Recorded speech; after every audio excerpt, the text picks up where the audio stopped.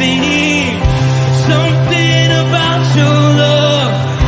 Something about your love changes everything. Changes everything. Something about your love. Something about your love changes everything. Changes everything. Something about your love. Something about your love changes everything. Changes everything. Something about your love. Something about your love changes everything. You turn my morning into dancing. You turn my morning into dancing. You turn my morning into dancing. You turn my morning into dancing. 'Cause your love changes everything. Your love changes everything. You turn my morning into dancing. You turn my morning into dancing. You turn my morning into dancing. 'Cause your love changes everything. Your love changes everything. Oh, there's something about your love. Something about your love changes everything in my body. Oh, something about your love. Something about your love changes everything. It changes everything. Something about your love. Something about your love changes everything. It changes everything. Something about your love. Something about your love changes everything. Changes everything. Something about your love. Something about your love changes everything. Something about your love. Something about your love changes everything. Changes everything. Something about your love. Something about your love changes everything. Changes everything. Something about your love. Something about your love changes everything. You turn my morning into dancing. You turn my morning into dancing. You turn my morning into dancing. You turn my morning into dancing. You turn my morning into dancing. Something about your love. Something about your love changes everything. Good morning, Firmly Rooted family. Happy Wednesday morning. Pastor Tom, Firmly Rooted Ministries. The sun is shining, blue sky out in southeastern Michigan. Going to be a nice day today. Hope it is as well for you. We are looking at Habakkuk chapter 3, verses 8 through 15. Great to have all of you on board. Dr. Colleen, good morning. Chuck, good morning, family. Yeah, family. I say out there on X, good morning, Firm Rooted family. Where'd I go? There I am. My sister Trish, good morning. Alice, good morning. Karen, good morning. Bert Reggiani, good morning. Man, there's a lot more people out there. Great to have all of you on board. Um, even though the Rooted Men's devotion is supposed to be for rooted men, if some of you would like to jump over there and take a look at that, I think it was a meaningful devotion this morning. Kevin, good morning. Glad that the surgery went well. We keep praying for your recovery, but man, oh man, I hope that this is it. Drama, good morning. Good to have you on board. All right. Let's talk about Habakkuk for a second, and then I'll get to the text. Aaron and I yesterday, we finished up maybe with a prescription. Everybody's got something going on, and what I mean by that is, like, even though we're struggling and running the race and fighting the fight, we're trying to live in the right kingdom. The fact is, the winds and the waves are everywhere. They could be in our business. They could be in our relationships. They could be out there in society. They could be in all the places at one time. I mean, the fact is, there's always winds and waves. And that's what Habakkuk is saying. I'm seeing the winds and waves, God, and they don't make sense to me because it's like you're not acting. It's like you're not doing what I thought or you would do. And then you got the whole thing with Nebuchadnezzar coming and Habakkuk saying, I don't get that. Why?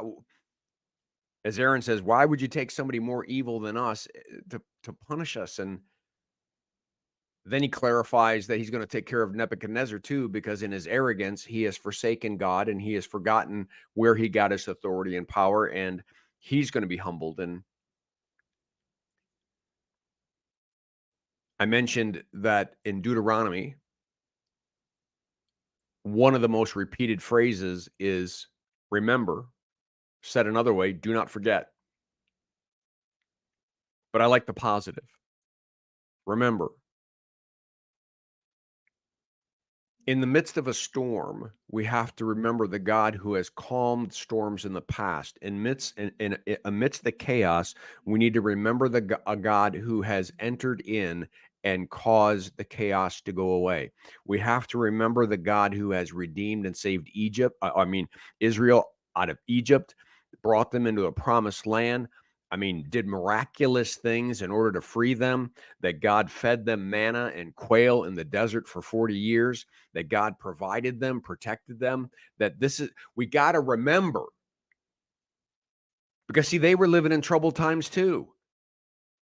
But we have to remember the character of God, because when we remember the character of God, then it hasn't changed, even though I'm having trouble seeing it. You see that? Even when the winds of the waves are bugging me, if I focus on who God is, because he's unchanging, even today, he's the same God who provided for Israel in the desert. He's that same God who forgave. He's that same God who set us free. Remember, we can't let a circumstance of the moment drown out all of biblical history and all of the history that God has proven himself faithful, even in our own lives. Matter of fact, when all hell breaks loose, rather than looking at hell breaking loose, we should be remembering what God is doing for us. I hope this is making sense, because as I said yesterday, it dawned on me, God has not only told us how faithful he has been in the past, much of the book of Revelation is telling us how faithful he's going to be and what the end's like. We already know the end. So no wonder Paul says these momentary sufferings, these momentary moments can't compare to the eternal things that I know for sure. May we be today re-overwhelm ourselves with the eternal and watch the temporal winds and waves get smaller and smaller and less significant. They're still there, but they don't compare to what I really know, to what I know for certain. All right. Let's pull up the text quick. We're going to do verses 8 through 15. Think about what Old Testament things he's remembering right now. Were you angry with the rivers, Lord? Was your wrath against the streams? Rivers, turning the Nile into blood, right? Did you rage against the sea when you rode your horses? The Dead Sea, separating so the children of Israel could go across it. And your chariots to victory, you uncovered your bow, you called for many arrows, you split the earth with the rivers, the mountains saw you and writhed. Torrents of water swept by, the deep roared and lifted its waves on high. He's talking about Exodus. Much of that is talking about Exodus. Then he jumps to Joshua. The sun and the moon stood still in the heavens at the glint of your flying arrows, at the lightning of your flashing spear. Remember, they were holding up Moses' arms, and the sun stood still, and day lasted longer so that Joshua could win a battle. In wrath, you strode through the earth, and in anger, you threshed the nations. You made them pay. You're a just God, and you made the evil pay. You came out to deliver your people. Ah, there it is. You did all of that to deliver your people, to save your anointed ones, like Habakkuk, like you, like me. You crushed the leader of the land of the wickedness. You stripped him from head to foot. With his own spear, you pierced his head. When his warriors stormed out to scatter us, gloating as though about to devour the wretched who were in hiding, you trampled the sea with your horses and churning the great waters. Verse 15.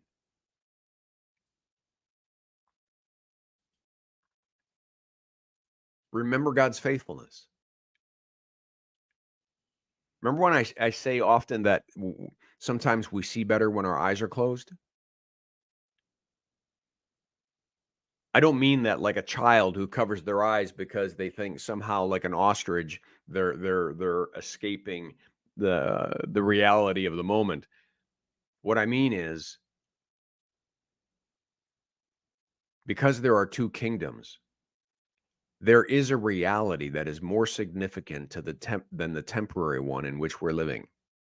There is this constant. There is a constant kingdom that is unchanging, never touched or marred or flawed or upset by what happens in the kingdom of this world. Actually, it's the other way around. That eternal kingdom keeps popping into this one, saving, redeeming, rescuing. We got to remember, in the moments of darkness, in the moments of overwhelmedness, we have to re-overwhelm ourselves with what's really true, what's eternally true, what is certain. Peter finally says in chapter 5, verse 10, after you've suffered for a little while, the God of all grace, who called you to his eternal glory in Christ Jesus, will himself perfect, confirm, strengthen, and establish you. Boom. We're going to suffer. We're going to face things. They do not compare. So remember what's really real. Remember what's really true. Say it over and over and over again. All right. I think I will leave it at that. Connie, good morning. Praise to him.